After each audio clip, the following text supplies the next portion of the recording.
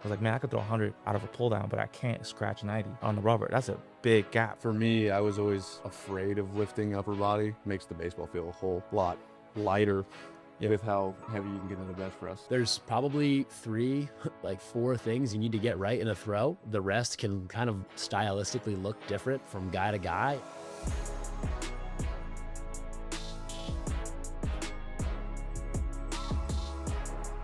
Hey guys, welcome back to another episode of the Trey Podcast. Here I am today with Trey Goodrich and Zach Warren, myself, John Lantigua. Today we're going to talk about how 3 coaches have actually increased their velocity post-retirement. So, going to kick it off right away. What has been one of the biggest changes you guys have gone through since started coaching, and what has allowed you guys to, increase your velocity since post-retirement? Yeah, so I said for me, it's really just become a very simple approach to things. Whereas when I was a player, there was a lot of trying out different things, different experimentations, and being able to take that approach and narrow it as much as possible has really allowed me to figure some things out a lot quicker and be able to do that, not only with myself, but with my guys too. Yeah, I guess kind of similar for me. Always trying something new out when I played, never really knowing, what were the 2, 3 most important components to a good throw. And then, obviously learning that and understanding it more once I got here was huge. And then just kind of leaning into those like couple things as much as possible is really the reason behind all the velocity and everything for me. And then also just kind of, to be frank, like kind of taking advantage of the situation a little bit. It's like, I don't have to be ready to throw, 60, 70 times over 5 months. Like, I can train a little bit differently than I did, and if I overtrain one day and beat up for a month or whatever, it's no big deal. So that's definitely part of it. But the biggest reason I would say is just really understanding like what makes a good throw, and then just kind of exploiting it as much as possible in the delivery. Yeah, agree. I'm in the same ballpark as well. Just like, what are the overarching principles that really matter in the throw, and then kind of like attacking those consistently. And then just steady progress, right? Not trying to have those one quick fixes that, actually don't exist. It's just more of like overarching principles, what actually works, and just being consistent about it. But I want to hear from you guys, like because for everybody it's slightly different. Everybody has specific things that they work on to attack what they need to based on what their body allows them to do. But for you, Trey, like what has been one of those principles that you've tried to attack that you've narrowed down since retirement? Yeah, so it really was a light bulb moment for me. You just learn all this information as you're going through coaching. And so being able to, again, narrow it down, there was a big light bulb moment for me just watching one of my buddies actually throw in here as far as how simple the move was for him and how he was able to transfer that velocity. And so really from that, just started to experiment with a couple of different things and utilize that light bulb moment and then be able to give myself an opportunity to experiment while within those constraints. And so that allowed me to then build upon that prior knowledge that I already had, which was just those experimentations from earlier, where I go, okay, this worked for me as a player. This worked for me as a player. But what are the concepts behind that allow me to do the right things more often? And then allowing myself to then take that approach and just really focus in on those things consistently. What would you say those specific ones were? Yeah, so the things for me that I found were super helpful were just utilizing the ground a little bit more and being able to use some of the qualities that I have, like strength, speed, athleticism, instead of trying to be something that I wasn't. Mm-hmm. A lot of the time when I was a player, there was times where I'd just watch something and try to replicate that, not necessarily understanding why I needed to do that. And so with the overall viewpoint of everything, being able to go, okay, I'm going to constrain myself in this way, which for me was, how can I delay rotation? How can I get into a little bit more flexion within the move? Because I'm naturally just more of an extendy guy. Mm-hmm. Like I walk around and kind of bounce around on my toes. And so being able to go away from those things actually helped. And so with the constraint throws, it was a lot of, how can I delay the arm? How can I make sure that I'm not getting into early flip up? So just making the things that are most important more prevalent for me, which was delaying rotation, staying behind the block, being able to do all those sort of things, and then just hammering those over and over and over again. And that's really what led to a lot of the breakthroughs, was just doing the right thing over and over again. But for me specifically, because it's going to be different for everybody. Yeah, it comes down to understanding your body a lot. Like some guys do certain things that, for example, your body will not be able to do.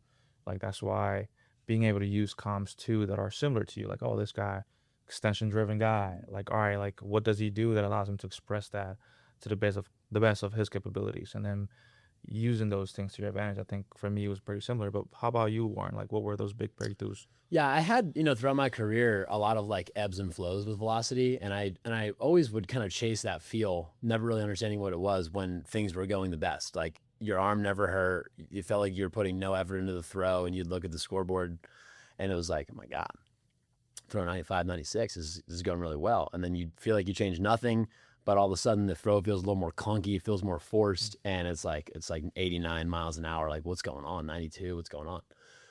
I think the biggest thing I actually, I picked it up like right early on in Tread U, was just kind of learning like, what are the main drivers of the throw? Like once you get the foot down, well, it's, a ton of it is pec minor and lat, right?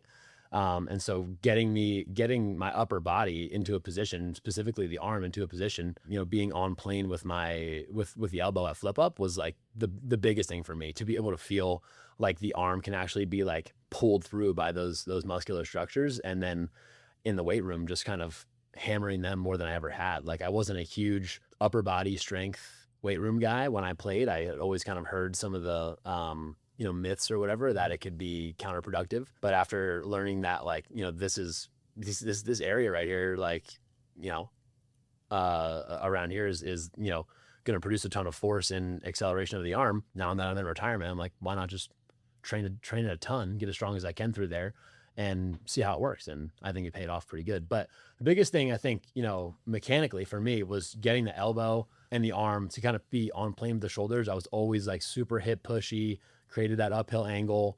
I think as well, just like getting a little bit more of like a pelvic, like posterior tilt, so I could hold my stack a little better. So now I've got like a really high leg kick where I've when I played, it was just kind of, regular, normal height, whatever you want to call it. But, those are the biggest things for me. And I always kind of understood right after Tread U that I needed to get to a position with the arm and pull through, and it felt better like immediately. Then it was just kind of figuring out how to like get that to transfer to the actual delivery. When I was playing around with some like really high kick stuff, someday it just synced up. I held the stack way better. I was a lot more neutral going down the mound and able to hit those positions at foot strike. And from there, it just took off. Yeah. I mean, it's funny you mentioned kind of like the importance of having a strong arm, or the structures around the arm, to actually be able to put force into the throw. Like there's so much force going into a throw that your arm goes through. And if you don't have a body capable of holding those forces, your brain's going to put a governor on your body and it's going to slow down. It's going to compensate in ways to protect you from harm, because throwing a baseball really hard is not a healthy thing to do. If you don't have a body that's capable of doing it, it's going to go to another route. And that's where you see like the pushy throws, your arm not being in plane and stuff like that. But if you have a body capable, like, oh, I can actually pull on this thing, right? Now the body's been like, all right, let him do what he wants to do. And now you're actually getting a little better results mechanically from having a stronger body, and understanding to the specifics of where you need to be strong. Because sometimes we throw strong into this very like big umbrella, where it needs to be more specific, like which part of the body need to be strong and which parts of the body need to be mobile, or vice versa. So those things are huge. So I think one thing that we both did was just really start kind of lifting like meatheads a little bit. Yeah, 100%. And for me, I was always afraid of lifting upper body while I was playing. I remember junior college, I'd tell my coach I'm not doing dumbbell bench because I want to make sure that I'm loose in my upper half. So I did all the lower body stuff and try to get that as strong as possible. But really until post-playing career, just going like, hey, I want to get my bench up because this is something that's been terrible my whole life. Mm-hmm. And so both of us, and I know you obviously have trained like that for a long time, where it's like, hey, let's try to get a good bench press, and then that just allows us to then obviously accept more force into the upper half and be able to express that into the baseball, which I mean, it makes the baseball feel a whole lot lighter with how heavy you can get in the bench press. And that's kind of what I talk about when I say just kind of like exploiting or taking advantage of the situation now. It's like, over the course of a season, would I have been able to, barbell bench to, 60 or whatever for 8 reps twice a week? Like, no, probably would not have held up very well. Right. And so, now that, I can throw whenever I kind of just like feel like it or feel good, I've got the training economy, right, to support what I'm doing in the weight room, and then just kind of line that up with times of the year where I think of a ball, I feel pretty good, and I'm like, well, let's get on a little program for the next month or so and see what we can output. So that's what I mean when I talk about like exploiting the retirement phase of throwing. Yeah. There's more freedom to explore different things and see what actually works. Yeah. But going based off what you mentioned on like being afraid of doing the upper body lifting, I've explored like trying to do the whole mobility thing. Like, let me feel really flexible. Let me feel really loose in my body, particularly. Like, I could feel super loose, but I go throw, it just doesn't feel right. It doesn't feel connected.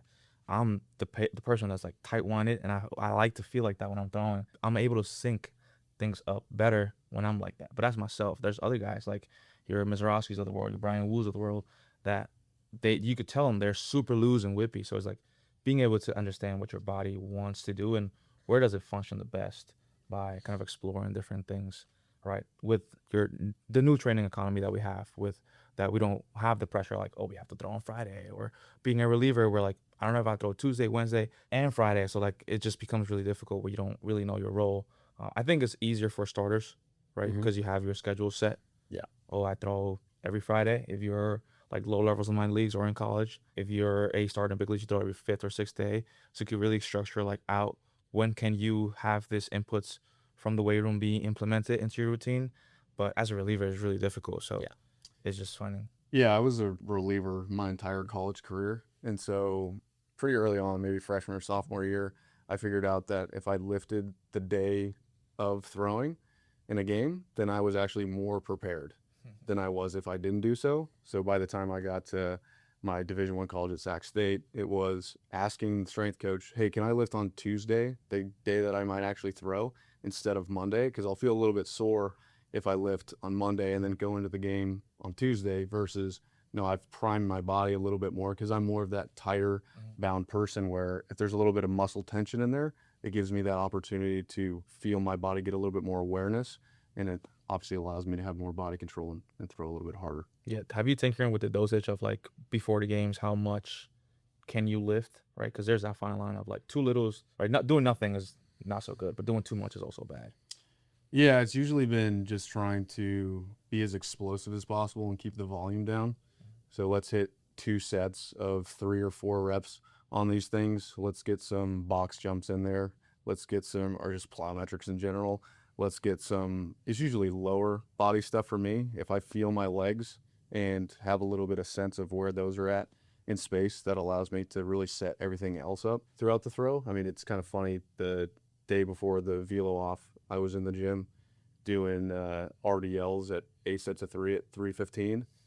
And I just knew that my legs were going to be a little bit fatigued the next day, but that actually gives me a little bit more awareness of what I was doing. But day of the game, I obviously wouldn't be doing anything like that. Don't do any 8x3s No. with 315 No, the no, day no. of the game. No, but the day of the game, get a little bit of a dosage of some speed work, getting a little bit of tension moving throughout the body.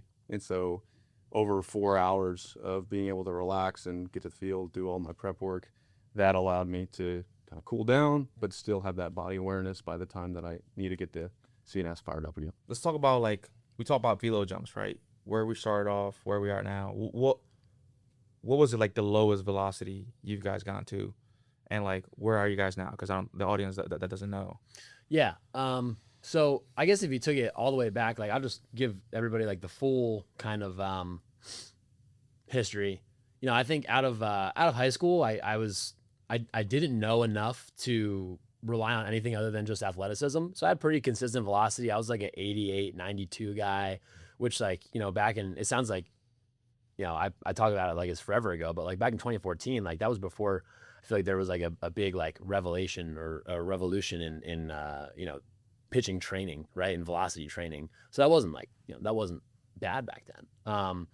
Once I got to school and just kind of plateaued a little bit, started to kind of learn more and want more from a velocity standpoint, read things online, and just kind of like a lot of guys do, right? Just out there like trying stuff, hoping it sticks, right? And saw fluctuations there, but like in college, I was honestly anywhere from like 87 to like maybe 93, something like that. Pretty much all 3 years there. And really definitely in like a bad place when I got drafted my junior year. Just like, I think my last start in college, I tell guys all the time, I was like 85 to 88, just got smacked all around the yard. And I was like, if I got a chance to get out of here and try something new, I got to do it for sure. So took the opportunity, when I got drafted by the Phillies, worked with the pitching coach there, who, I think he was kind of a polarizing guy. Some guys loved it. Some guys, weren't fans of it. Me, who just had no direction, I was like, give me whatever you got. And, midway through that first season in pro ball, I was like 94, 95, touched 96. I just think there were components of what we talked about that were money, that were at least way better than I was doing before, and components of it that ended up, maybe I ended up leaning too far into it, or whatever the case may be, just like didn't work out long term for me, or at least consistently enough long term for me to sustain that like 4 to 6 every outing type of thing throughout my whole career. So I mean, it was kind of like a constant battle of like 1 month I'm 93, 95, another month I'm 90, 92. I think my first year when I was in AAA in my last like full season, I started out, 95, 96 early in the season, and I'm down to like 86, 88 by August. So it was really just about that like that fluctuation and inconsistency with me throughout my career. But I think I probably settled in average wise probably around like the 92 guy. Relied heavily on a breaking ball. That's kind of what I was when I played. Yeah. You alluded a little bit on like you took some things too far Mm-hmm. in regards to like when you were seeing some benefits. Yeah. What were those things? So, I mean, we called it in the Philly system, it was just like the hip roll is what we kind of called it. It was really big on just like getting to peak leg. We never really talked about a drift or anything like that. Kind of like showing your pocket to the catcher there. Basically just getting as counter rotated as we can from the lower half. Big time, like I think lay the whip was the terminology we used with the throwing arm there. Like lay the whip down, get big, huge lateral tilt. I had a huge front side, the really high front side, and then just kind of, loading everything up the way that we thought about it, or the way that I at least interpreted it, was like, if I was going to throw the ball 400 feet, that's the position I'm trying to get to on the mound, and then just rip down as hard as I can out of that position. And I think early on when I got there, I was as like neutral, they called it like teeing out with I have foot strike with the glove and arm side there. I was just as neutral and like, I don't know, basic as it could be. So getting away from that like stagnant, pushy type of throw that I had before was huge for me early on. Like I said, like I jumped immediately like 4 to 6 miles an hour, but then just like not knowing enough about like what made that, what I did good, and just thinking like, oh, well, I remember I had a really high front side and I pushed my hip out a ton, and I'm just going to do as much of that as I can. And Just more and more. that's more. when it got to be, choppy. Yeah. Yeah, that's what sometimes we see that a lot too. Like we give guys here that we train a fix, an adjustment, and we see a bump 2 to 3 miles per hour, and then they go, perfect. This is the one thing I need to work on for the rest of my life. I'm good. And then just take it to the extreme, Yeah. and then it just messes other things up that are actually really important. But it's funny you mentioned that, because I went through that a little bit myself. But what about your story, Trey, and like the history of your career and where you're at right now? Yeah, so for me, I pitched at a younger age, but then stopped pitching once I got to high school. And then I was at a really competitive high school, won a lot of state championships and had a couple big leaguers. So it was tough for me to just get on the field, to be honest. I was pretty underdeveloped going into high school. And then by my senior year of high school, I was 5'11", 6 foot, 160 pounds. So there was not really anything there other than just athleticism and the ability and reps of throwing. So I was basically an 83 to 86 guy. My senior year of high school, I touched 87, which then just gave me the opportunity to go play junior college. And at junior college, start to learn a little bit more about what it takes to actually be good, just being around guys that are better than you. And so the environment played a big role in that. And so I started to actually pay attention to the weight room and care about that a little bit more. Like the first time I ever trap bar deadlifted was at college. Before that, it was just, I'm just going to go squat 5 sets of 5 or whatever it was. So there wasn't really a big approach to it early on. And so a lot of that early newbie gains was just through lifting and getting a little bit stronger, putting on a little bit of weight. So we learned a lot about that while I was at junior college. And so that was, first 90 was my freshman year, just being able to go through and get a little bit stronger. And then COVID was really the biggest transition for me. I went to a performance facility for the first time. And so you're around big leaguers and minor leaguers, especially during COVID where guys aren't playing. So I'm in there with guys that are actually in the big leagues for the entire 6-7 months that we aren't going through anything. And so I learned a lot about what it took then too as well. So I went from 190 pounds to 215 pounds over that year of COVID and got a whole lot stronger, like was putting up the numbers that you kind of need to be able to get to have some success on the velocity side of things. And then being around just really smart throwing coaches too. I was lucky enough to work with 3 MLB players while I was in high school. And so I kind of had an understanding of what it took from that standpoint. But then you go to a specialized facility where they have more understanding of the throw itself. So you start to pick up plyo balls and start to pick up the different aspects of the throw that are important. And then the experimentation piece of it on my end, like I'm not getting to a point where I want to get to through what I'm learning from these guys. I want to be able to experiment a little bit. And so that's when I had the biggest jump, was like topping 91 in the facility for the most part during COVID.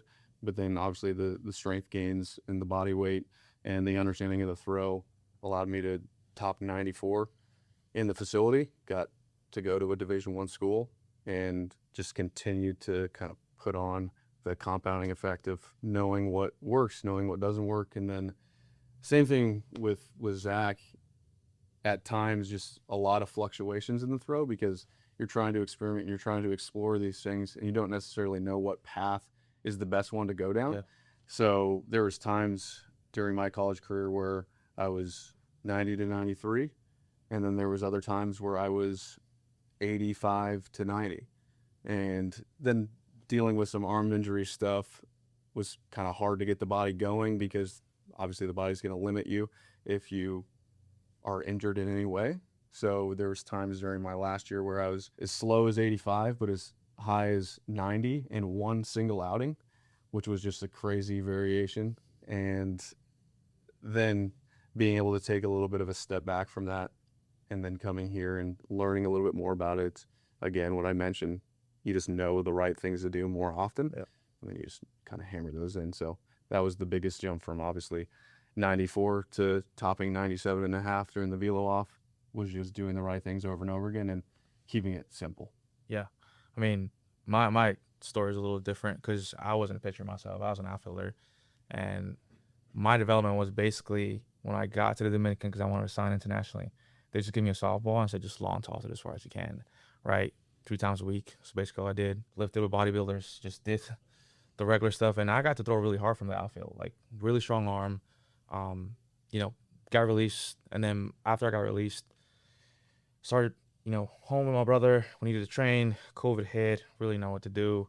And we're like, hey, the only thing we could do is go to a park and play catch. Buy a gun, radar gun, and actually put it behind us. And it's actually easy to track velocity. Then we started falling in love with the process of like seeing the number go up if you play around with different things. And I'll start tinkering with stuff and playing around and like, oh, it went up, or hey, it went down today. What happened? It's just this constant ebbs and flows. And then I started working as a strength pitching coach of the Pirates and started diving deeper into things. What makes an elite throw, what doesn't make an elite throw. Was lucky to have Vic Black. He was the rehab coordinator down there for them, and I was just asking him questions every single day. All right, how can we bridge the gap from the weight room to pitching, and how can we, go back and forth? How does one does not affect the other but help it? And that was huge for me because he was able to tell me simple things I would just go and play around with. But then it was a little bit difficult for me because I was like, man, when I shuffle, when I have momentum, I could throw really freaking hard. But when I step on a rubber, I have no momentum and it's really hard. And it goes back. It reminded me, like when you mentioned, like, yes, like hip, shoot up like you're trying to throw 400 feet. That's the feeling I get. And those are my biggest issue because I overdo it. And then when I realized, like, all right, I need to find a way to get some momentum first so I could sit and have a stack and then allow energy to transfer properly. Because I was like, man, I could throw 100 out of a pull down, but I can't scratch 90 on the rubber. That's a big gap. So the arm had the strength and the power to throw the ball really hard. It just, can we get it synced up in the mechanics, right, on the rubber? And that was where, like, a lot of trial and error. Like, I got stuck at 90, 91 as a coach for a while. I was like, just trying things out. I'll go into the backfield early in the morning or on Saturdays, put the 9 pocket up, bucket of baseballs, and just throw it, and just hear the number, just the pocket radar voice pop up. It's like 91. You're like, all right, dang, here we go again.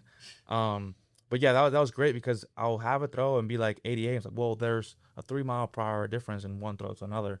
So light bulbs came up. All right, don't do that. Like, what not to take to the extreme. So having that feedback there was awesome. And then recording myself and then watching it over, like, all right, what am I doing wrong here? And then just like, all right, I think is this. I'll go work on it for a while and then see if I have any progress or not. But then everything just got exponentially better when I got here. Because when I got here, it was like 91, 92. And then that year, I hit 94. And then this year, I hit 96.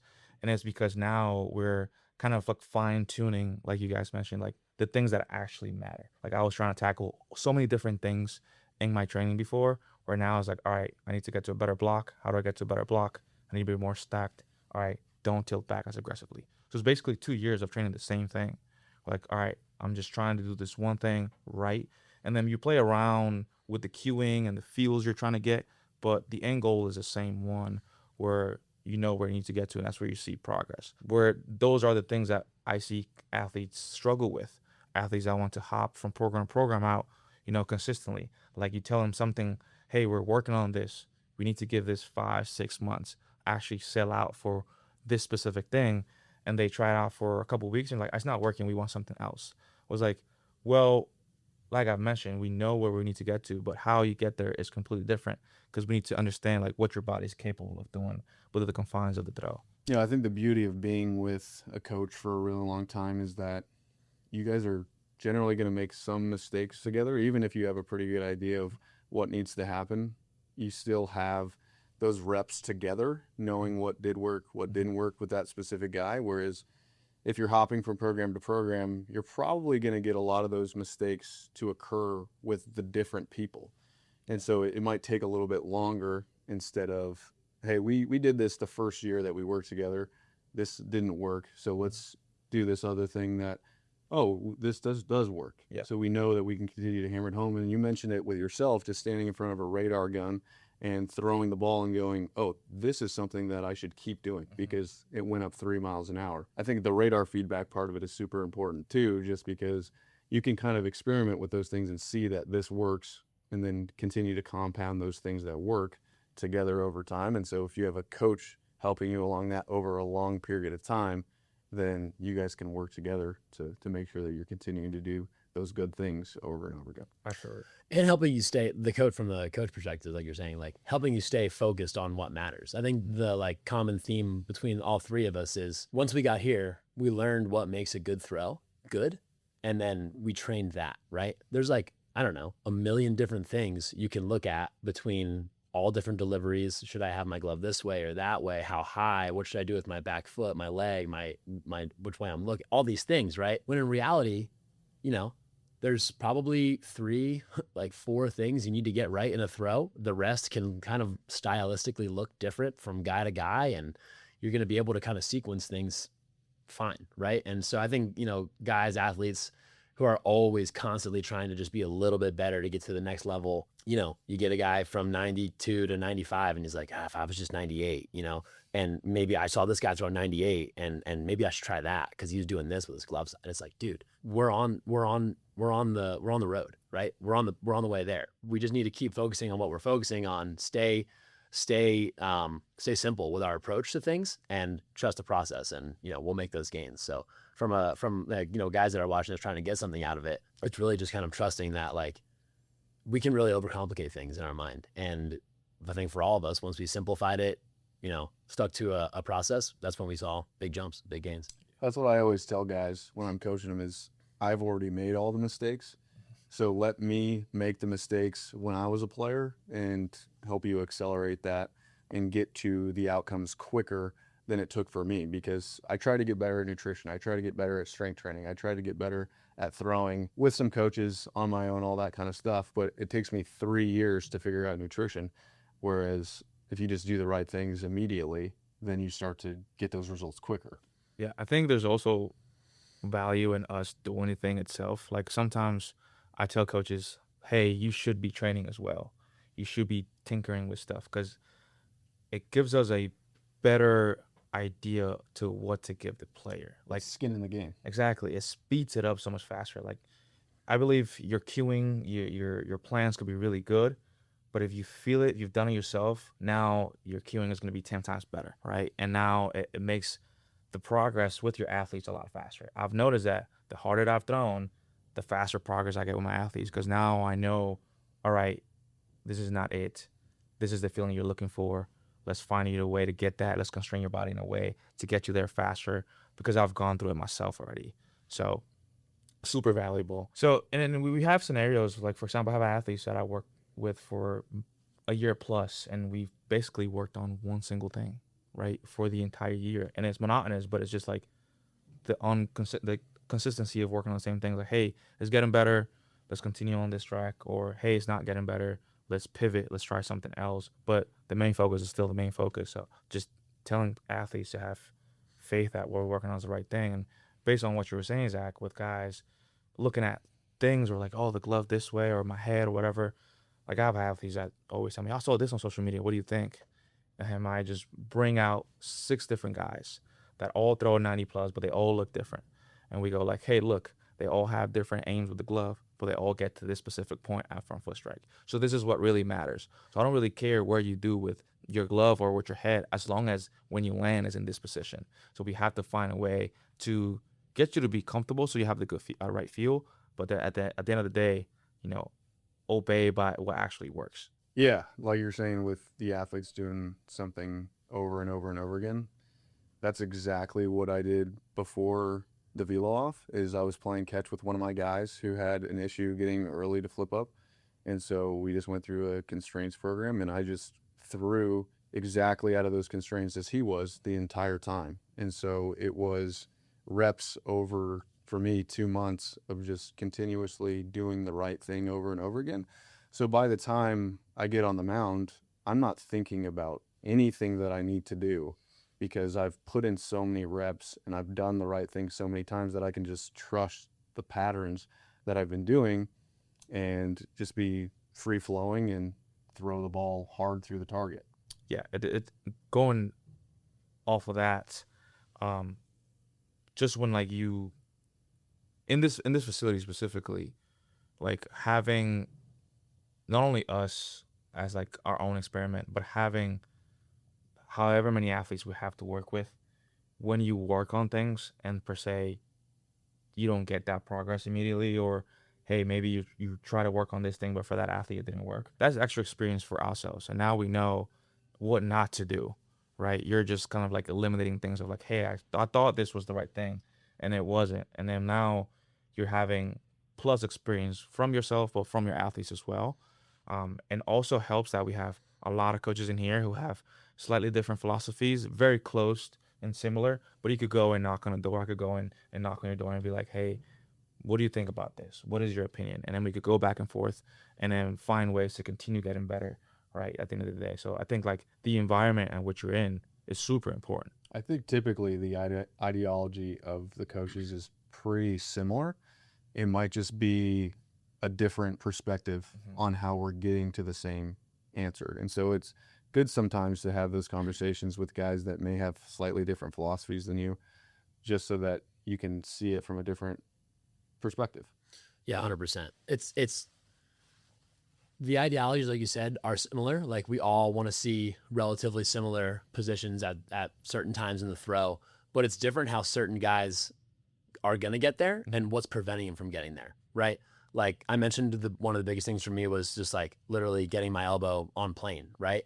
So when I start working with guys really early on here, I'm like, we just got to get this elbow on plane. And then I say, hey, let's get the elbow on plane, 50 throws later, it's still not on plane. And I've got to go figure out now why is this not happening? Why is it not getting here? And then you start to kind of understand, either talking to coaches here or just through experience and learning how the body works, right? The way that the pelvis is oriented can have an effect on, spinal posture, which can have an effect on scapular mobility, which can have an effect on, shoulder abduction. And then, it kind of really all relates back to some core, trunk positioning, stuff like that. And so it can sound really similar when we talk about it, in a podcast like this or whatever, but every guy is going to have maybe some root flaw or reasoning why they can't hit a position that, sounds in isolation like something should be pretty simple to do, right?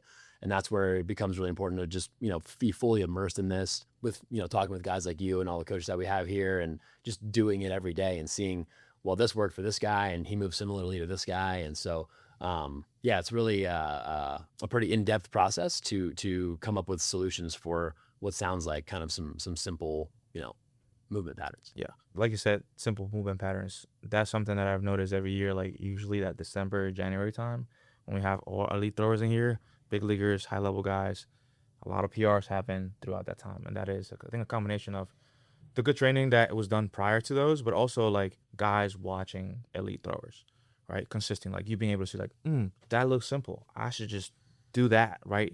Keeping it simple.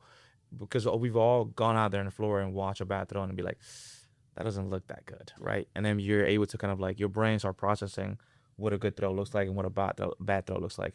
And, making those adjustments. And athletes do that, inherently, right? We hear all the time, like, oh, this guy has the genes. Like Vladimir Guerrero Jr.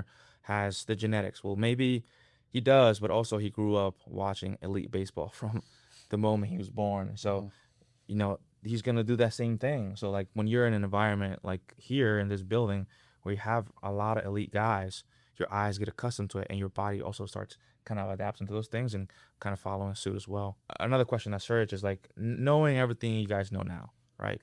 Guys have high expertise, bunch of experience. If you had to go back and coach yourself, what will you have done differently, or what have you coached on yourself differently at the beginning of your career? I think I would have just started off and started with that simple approach of, these are the things that I need to be good at. I need to be strong enough. I need to have a good throw. I need to be big enough. Essentially, my engine needs to be there to be able to do all these things. And so instead of going so hard into each of these things, I can actually just slow down a little bit and understand that there's a little bit more of the long game to it, and it doesn't have to be as aggressive. For me, obviously not lifting to lifting, I would just go in the weight room and trap our deadlift 4 days a week because I was like, I'm so behind on this. And then I was completely stiff. I could not touch my toes for my entire life. And so then I went crazy on the opposite direction, which was, I'm going to do javelin mobility every day of the week so that I can get the splits and I can get the back bridge and I can get in all these crazy positions. And you learn through doing that process that you need to be good at those things, but you don't have to be elite at all those things in order to throw hard. And so, like, was probably stronger back then. I was probably more mobile back then, but the understanding of keeping it simple for myself would have been a lot better in the long run. Less injuries, less just fatigue through training economy. That was one of the biggest things that was an issue for me, is I did so much while I was a player, even during the season, that by the time it was game time and I needed to go throw, my body is so fatigued that I'm just not even able to move as fast. And so when I look at my mechanics from in-game to the Velo off, it was like I'm just moving way slower because I'm just tired all the time. So that was a big thing for me. It was just, I would go back and say, hey, you need to be good at all these things, but you don't have to go so extreme with everything, and you can let it take its time a little bit more. I would definitely have prioritized like upper body strength, I think, more than I did when I played. Not that I didn't. Like, I had a good, S&C coach, especially throughout the off season. I would have continued that through the season a little bit more than I had when I played. I think that would be one thing definitely I can say. And then I think just kind of understanding my body a little bit more. Like, I can move. I'm not elite mover guy, I think, you know, I'm a little bit more of like on the slender type side, but I'm strong for my build. So I would just lean into my strengths a little bit more. Like I would lean into like, I'm just going to try and be really strong. I'm going to prepare for that in the off season, and I'm going to maintain that during the season so that I can, one, be healthy, right? Because one of the reasons for dips in velo, like Trey kind of touched on, was it's like, well, I'm not on the IL, but do I feel great going to throw every day? Not all the time. And then, you know, we're down 3 miles an hour or whatever it may be. I think that would have helped to sustain just feeling good for a longer, you know, stretch throughout the season. So that would be one for me. And then two would just be kind of similar to one. I guess it would just be, now that I, you know, knowing what I know now, that's the main idea here. You know, understanding my body well enough to say, well, if I see this guy throw 100, I'm not going to try and do what he's doing to throw harder. I'm going to stick to what I know works for me. And whether that would be, you know, a little bit more continuity from a coach. Like I mentioned, the coach that worked really well for me in short season ball, just kind of like continuing to, even though he wasn't my coach at every affiliate or whatever, but just like having more communication with him or working with him more or whatever the case. Maybe if I'm a little more in touch with him throughout my entire career, maybe I don't go too far the other direction, and he's able to kind of keep me within the guardrails of where I need to be. So I think just kind of like staying consistent when something's working and not, you know, continuing to search for more and different. And I think the last thing is just like not searching every single, like throwing less essentially, right? Not searching every single day in catch play. Like I've got to have like 5 throws in a row that feel super crisp and pure, and I've got to get the curveball dialed every single day in catch, and just kind of like managing my workload a little bit better from a throwing standpoint too. Yeah, for me, I think it goes with that as well. Like keeping it simple, like Trey said, minimizing like the bluff in training. Like before, I'll be training for 4 or 5 hours. Now I train for an hour and a half, and I'm better than I was when I played because now I'm just actually attacking the things that matter, the big pillars, right? These are the things I have to work on. Get these right, and then you're done. And then, like you said, from not having to be perfect every day, like you have to understand you're gonna have bad days. What to do when you have those bad days? Like, hey, if I feel like crap today, I'm not synced up, maybe pivot and do some athletic catch play. Move around, move the feet, act like an infielder, throw from shuffles. Just find your rhythm again, because if you're trying to find perfect positions every single day, even at lower intensities, you're not going to get them. And then that's when you start tinkering with things you shouldn't be tinkering with, and you mess things up and you create bad habits instead of actually improving those, because you're trying to be perfect every single day. So that's when you get a lot of guys that are robots, and you see them in catch play, just in the dome, just overthinking stuff. It's like just be an athlete, just be free.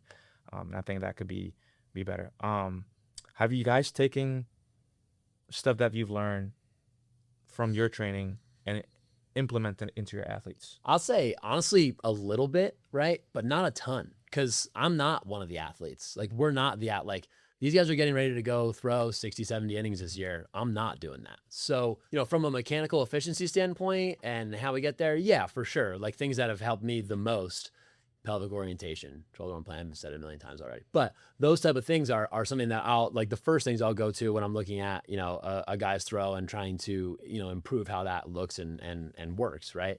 But from like a weight room perspective, you know, a little bit of like, you know, the lean into whatever you're good at. Like my super mobile guys, I'm like, yeah, like we're going to make sure you stay super mobile, right? My guys that are tighter movers, I'm going to say, you know, like we're going to work on mobility for sure. I don't want you to just be a total rock, but at the same time, like you're never going to be Mizorowski. You're never going to be, you know, the elite mover guy. So let's not spend 4 hours a day, you know, working mobility when we can just like lean into being strong. Like there's guys that don't move well, that are strong, that throw really hard and pitch well. You can be that guy. Yeah. I mean, I'm not taking what I'm doing and, you know, kind of blanketing that across everything I do with guys, but the core concepts are something I still kind of lean in coaching for sure. Yeah, I think for me, like you've said, is not using exactly what works for me with my athletes, because everybody's different. I think that allowed me to ask better questions to the athlete. We're like, hey, what are you trying to feel on this? What are you looking for? What are you trying to do? And based on their answer, I probably have gone through what they're trying to do. And then I go like, all right, I've gone through that as well. Maybe let's pivot and actually try to do this feel that you're looking for is probably not it. Let's make it better. Let's get you to this position so we could get to the end goal of let's say, be at this position, not front foot strike or whatever it may be. But it has allowed me to ask better questions, which has expedited how progress occurs, which has been huge. Yeah, I definitely have approached it a lot differently since making the velo jump, just because, again, you just have an understanding of what's more important than others, the ability to prioritize certain things for specific guys based on what they need, and just giving them the opportunity to go through and get there faster than going down this winding road of everything. And for me specifically, maybe I don't need to do as many drills with a guy, because for me personally, I do 2 drills on the mound and then I know that I'm ready to go because of the principles that I know that I need to be able to hit, or the positions that I need to be able to hit. For me, it's, I'm going to do 2 drills. I know exactly where I'm at. I'm going to do 2 to 3 corrective exercises that I know are going to get me in the right spot. And then the rest of the time that I'm training, I'm still going to have intentions behind those, why I do the constraint throwing, and then why in the weight room I lift heavy, but I also do mobility to make sure that I'm undoing some of the stiffness that I'm creating there. So utilizing everything that I'm doing in a way that's completely directed towards what I want to do. And so with the athletes that I'm working with, it's the same thing, just very much have narrowed my focus on it, rather than, oh, I'm just supposed to do this thing because a lot of people do it. It's more of the, what does this guy need to do? What do we need to hammer in on? And let's focus on those things more. Yeah, I agree. That's something I've noticed with my guys lately, last 6-8 months or whatever, is I've made my focus on the plyo wall really narrow too. It's like, I used to feel, this guy's only got like 2 plyo drills I think he needs. I gotta throw a couple fluff in there. No, like, there's no point in doing that. It's just focus on what matters the most. This guy's got to work on not extending so early. We maybe put him in, whatever it is, a dead man or a hunchback or whatever it is. Get your 2 drills done out of that. Just take that feel that you've created right there in that constraint, take it out to catch play, and feel it out there. There's no need to overdo it on the plyo. We don't need to be making 60 throws with the plyo balls before we go play catch. That's a good point for sure. Yeah, I think that the better the athletes are, the less we should be doing, right? We see that, hey, you're elite already. Just look for this one feel that has given us success and just run with it and take it into catch play. Guys who are not as good, then that's where to have more drills, because you're actually exploring what works for them. What is the right drill that is going to give them the right feel? And then we do this process of elimination, like, hey, this drill worked, this didn't. We take this one out, we keep this one, and then we start exploring within those margins. But the better you get, the more things you take out, because you don't need to do as much because you're already good. So yeah, that's exactly, like, I don't regret doing anything that I did as a player, because it's led me to this spot. And it's that variability that you're talking about. The younger guys that haven't experienced as much need a little bit more variability, need more plow drills, need more athletic catch, need to just be a position player, all those kind of things, so that they can find those solutions. And then as you continue to go, being able to narrow those as you're just a higher skilled player. Absolutely. Now we're going to break down our own mechanics so we could actually see and visualize. So you guys could visualize what we're talking about, during this conversation. All right, so for me, on these throws right here on the top, this is when I was anywhere from 92 to 93. I believe this bullet right here was probably 93 and a half. This one, 93 or so in our conference tournament in college. And then this is obviously the velo off, where I was able to, I guess, sit high 96, 97, top in 97.5 within those 10 or so pitches. And the main difference for me, I mentioned it earlier, is just getting rotation and extension to happen at the right time. You can see on the top ones here, I'm not getting as much of a coil there on those. You can see that I'm basically like turning my back towards the target, my knees going towards second base. I'm also starting in a slightly closed off position. I know that this is something that Warren does too, so a little bit tougher to see here, but starting with that front foot in front, which just allows me to get into that coil a little bit quicker. So right here, and then obviously trying to delay extension and rotation. So if I'm turned the opposite direction, that gives me that ability to stay back a little bit longer. You can see the difference between this one right here and this one. I'm in a much more flex position. I'm still over the rubber quite a bit as my lead leg extends forward. And on this one, pretty close as far as that starting position, but just not as extreme in that position. If I take a look at the right side, obviously a little bit tougher to see because of the camera angle here, but as I go down, you can just see how much depth I'm getting. That was one of those unlocks that I found as a player, was that if I was able to get into the mound, for me personally, get a little bit more flexion and weight into the ground, that allowed me to put some more force into the ball. So then as I go to rotate, I've just delayed that rotation like I talked about. So at front foot plant, I've got to show the other angle actually. This is probably a better one on the bottom left here, but like this is me at landing. So there's just that big window behind the head because I've been able to delay that rotation pretty well. And so then as I continue to go through, that rotation is just more on time. This one is a good example of that. As you can see, I'm pulling through with the arm. This is just really in sync as far as getting into peak layback at the right time, block happening at the right time. For this one, the block extends right on time, whereas this one, I'm a little bit further forward. You can see with my torso, I'm a little bit more over that lead leg, a little bit more flexion in that lead leg, and so elbow is going to drive forward in front of the face, and then that block is going to happen a little bit later. So elbow is a little bit further forward, block is happening a little bit delayed compared to this one right here where everything is in sync. And then I mentioned earlier that I'm just more of an extension based guy, and you can see that here with the glove arm starting to go up in space, a little bit of that early flip up type move. Whereas on this one, you can see lower glove arm is still down. So similar to what Warren talks about with his own delivery, just being able to delay flip up and being able to get up at the right time with the arm allows me to deliver that throw a little bit better. And so things that really helped me get in that position were softball throws, just a little bit heavier of a weighted implement that allowed me to feel out what it's like to pull with my pec a little bit more.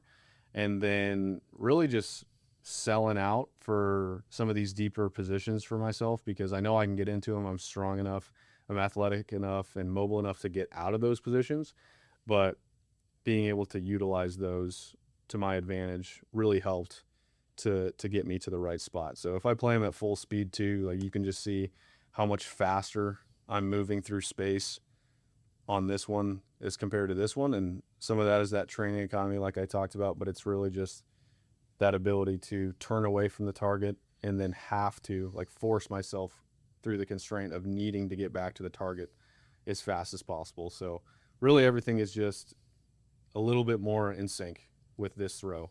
The extension happens later, the rotation happens later, the direction's a little bit better. So with all those things coming together, that allowed me to throw a little bit harder. 97 was pretty cool. That's all I'll say. It was pretty cool. Pretty cool. Yeah. Kind of like I talked about, top right corner here, we've got, this is like, I always had this in my phone. This is one of my best days in pro ball. I sat like 95, 96 this game. Felt really good. This is one of my low points toward the end of my career in AAA. These videos are probably like 5 years apart, I think, 4 or 5 years apart. And then they've got the Velo off side view over here. So I think some things, I'll just compare like, good to good first. So I was always a guy who threw a lot harder. It's actually crazy that those even sync up with the throw because of how much later I start the delivery in the velo off. I think that just kind of speaks to the tempo that I was working through. So just kind of moving faster, kind of the start. But the things that you're gonna notice a ton early on are just how much more stacked I am with the torso, right? You can kind of notice very level up and down there.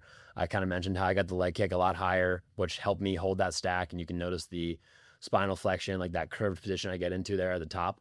I think holding this position for me, as long as I can, I don't like to think about don't think about when to rotate. I think about how long to hold this position of flexion. Because I think as you start to rotate, you work into extension. So they kind of work hand in hand for me. So, nailing this position early on, like I mentioned early on in the podcast, like we were never talked about drift. It was always just peak leg lift, super stagnant, immediate hip push, big time lateral tilt right there. And now, I think I was just healthy enough, young enough to kind of work out of this position, thankfully, back then. But you'll even still notice like kind of a little bit more open with the torso at front foot strike, just because I had to yank the upper body out of this super deep position of lateral tilt right now. And this was, like I said, a good throw. So this is one where we can see like I got the elbow to match shoulder plane there, very level there at foot strike, and the end of the throw is solid, but it's just very one dimensional. It's very north south. I'm just trying to pull from big time lateral tilt, drop the whip, it's straight over the top was what I thought about when I played a ton. I found through training and plyo split testing a little bit that I throw the ball a lot harder out of like a janitor or something where I'm really coiled to start. So I kind of played into that in the velo off a little bit, where I started out really closed stance, kind of preset counter rotation. So all I had to do was leg lift, find the pelvic orientation, and then just go be an athlete after that, right? Really, didn't lose that little bit of a higher glove side. So I still have a little bit of that north-south, plane of rotation, but definitely because of the preset there, had to work a little bit more east-west and be a little bit more rotational. And you can kind of see how that firms up the timing of the block a little bit, and things just sync up really well. Down in the bottom right corner, this throw, first of all, I'll say like was not feeling like 100, like was definitely pitching when I was out in the game mound. I didn't feel any pain, but like, I don't think body wise I was at 100% in this video. But one thing you're going to notice like almost immediately is I get to a similar position at peak leg. Like I'm pretty, pelvis is definitely not anteriorly tilted or dumping or anything. Definitely not super tucked. But I have like some flexion there. I'm just going to get out of it like almost immediately as soon as the leg drops, right? So that's where it's like the really high leg kick, almost kind of thinking like holding my lead leg like up a little bit as I drop into the back leg was a big feel for me when I was going through this. Early extension here, not able to flip, and I don't have, I guess I do have side view or back view of this. I don't know if it'll show how deep I flip here. But just not able to catch that move quite as deep because of the early extension, because of the pelvis position. And the other thing you're going to notice is if I had side view of this one right here, just a really low elbow, and then it's just straight elbow climb all the way through release there. Super pushy arm action, not able to take advantage of, like I talked about early on, that stretch for the pec and a lat to accelerate the arm there. And, this was down as low as like 88, couldn't throw a strike, and, ultimately led to kind of like the end of my career essentially. So those are the biggest things for me. I think it kind of all just like I said, boils down to hitting this position early on. I know I'm not going to be like a super huge drifter, but at least I can get a little bit of that if I start out in the position I started out in this one. That kind of helps me hold the stack as well as the pelvis there. Front foot strike, everything's pretty on plane. Now I can just kind of rip down through the glove side and get to the block pretty easily. That's pretty much it. The biggest thing when I first started throwing is that I really struggled like finding momentum. If we look at this one on the far left, and then the first move was just like sit back, then trying to find tension on this back hip, and then just wholly early flip. Like in the outfield, it was just basically just get the arm to 90 and throw. So when I got on the bump, the arm will just like flip out early and just float up and have no momentum into layback. The pelvis really didn't do anything and stay sideways. The trunk was closed, but there's no actual separation. There's no segmentation.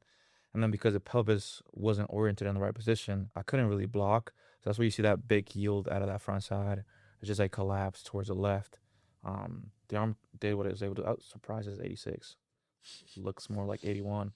But then over time, as I was trying to figure things out here in the middle, this is like a year and a half, 2 years after, I was like, all right, I need to land in a stronger position. So what I did, I started with a wider base, just like, hey, just get to front foot strike, right? Trying to eliminate that aggressive tilt back. But right, you see how my body just like, it was just too fast. It just needed to tilt back too much to give my arm time to get to where it need to. Arm was still early. Pelvis is now rotating a lot faster because it was just like constantly trying to get it to rotate. So now we're seeing, hey, torso is closed. A block is happening a lot faster, but it's only 92. And contributing to 92 is because I had no momentum going towards the target. This is like brute force, 92 mile per hour, just like all strength, right? If I've noticed that the more force I put into my lead leg when I block, the faster my trunk and my arm are going to go forward, which are things that I noticed when I got here to train. I started doing mocap. It's like my trunk and my arm did not move really fast, and it's because I don't have much momentum. So I know, okay, so biggest issues is no momentum and the arm is ellery. So that's where I introduce the new old school wind up, right? Where I go big leg kick out, trying to find flexion, start really, really slow. So if you notice, like when the slower clips start compared to the clip on the far right, I start really, really early because my tempo at the beginning is really, really slow. Because I'm just trying to gather flexion. Like the more flexion I could gather and maintain, the better it is. And then from there, I know my body's gonna want to extend, so I'm just trying to kind of hold it down for as long as I can.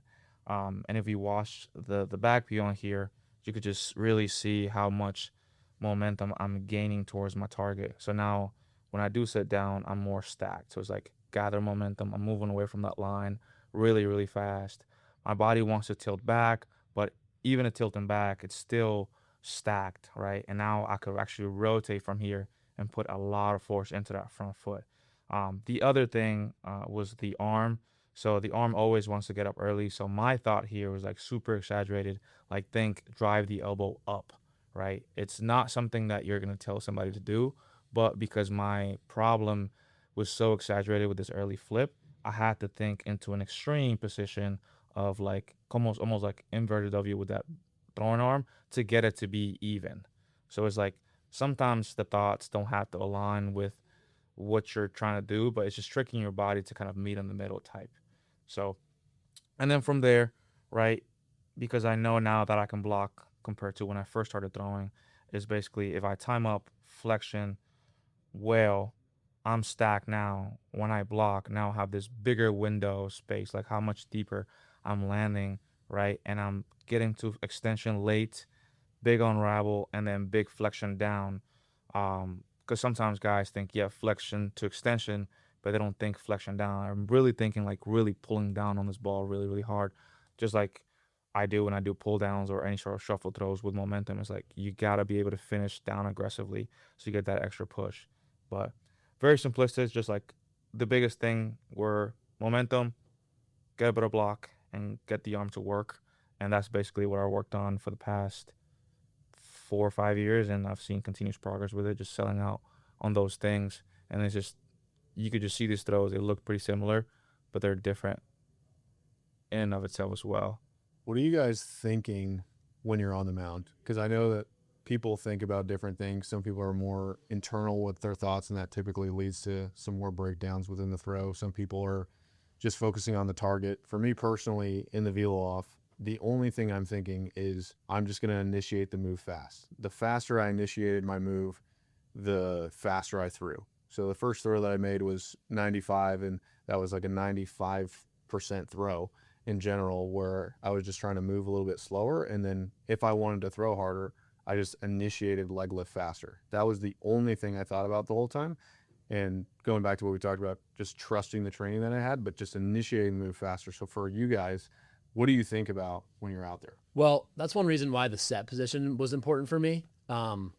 Because if I set myself up pretty coiled into the back hip, I didn't have to work into that. Just less stuff to work into at peak leg. And so the set position was huge because all I had to think about was I literally just thought, high leg kick, which I knew got the pelvis underneath of me, which I knew got me stacked, which I knew was the key to getting the elbow on plane at foot strike right there. So it was literally just high leg kick. And then like for me, I'm a guy who, like I said, like not big drifter, like wanted to stay super far over the rubber. I think, and this is going to be like, oh my God, I can't believe he says that. But I literally think like jump off the rubber toward home plate, like laterally, not up, but laterally, and just trying to like get force into that lead leg. I mean, I don't think about all this, but really it's high leg kick and then get going toward home plate. That's it. I mean, I just, try to simplify as much as I can through the set position there and that one thought that I have and then just throw hard. Yeah, for me, it's like I think of simple stuff during plyos, but once I'm on the rubber, it's just like float. Like I just need to find momentum, so just float. Like as soon as I pick up that leg, it's like how much momentum can I get moving forward? I know my body has thrown millions of balls throughout my life. I know I'm gonna sit. I know the arm's gonna be where it needs to be. I just need to find some momentum so the body kind of self-organizes. So it's like float, float, float, float. I was like, when I start, have this lean back, like try to relax, lean back, and then just big leg lift and float, and the body will self-organize to be where it needs to be. So basically, no thought. Exactly. And I think that's important to talk about as far as really what we all do is preset a position that's going to get us in the right spot. And then the only thing that we think about is leg lift. Yeah, honestly. Where are we going at leg lift? Yeah. And then after that, it's I'm throwing this white thing as hard as I can through the net, through the catcher, whatever it is. And so it can be as simple as that, is what is the one thing that I need to do if I've set myself up properly to exert as much into the ball as possible. You have to try to throw the ball hard. Like that is very, very important. Sometimes I've told my guys, have you tried to throw hard? Right? Because they're chasing perfect positions. And it's important to chase these mechanical adjustments. But at the same time, when you're on the rubber, you got to try to throw the ball hard. Right? And that's why during the velo off, we see big spikes because adrenaline's high. We're competing. We don't want to lose, right? Ego's on the line. So what do? You just try a little bit harder and you trust that your training is going to do the work. Yeah, that's a good point. Like when I was up there against Damon, he had me for 5 out of the 8 pitches or whatever. I think his second pitch was 97.9, and I didn't get there till like my last 2 pitches. And from that point, it's not like, oh well, maybe I'll just try doing this a little bit more, this a little bit more. It's just like, no, I just need to like slap myself on the back of the neck a couple of times and scream a little louder when I throw the ball. And that's pretty much it. It's just my one thought and move as fast as I can through the delivery that I've built over time here. Yeah. I mean, the biggest thing was for me, A-Roll beat me the year prior by 0.1 mile per hour. So he and Chase were just yapping all year. I was like, I can't let them beat me this time around. So my ego on the line, I was like, I got to throw really, really hard. No thoughts at all. Just let it be. Yeah. All right, guys. That's it. Thank you for watching. Make sure to like, comment, subscribe. If you're not a subscriber, stop living on the dark side. Come join us on the good side. Subscribe. Thank you for tuning in. We'll see you in the next one.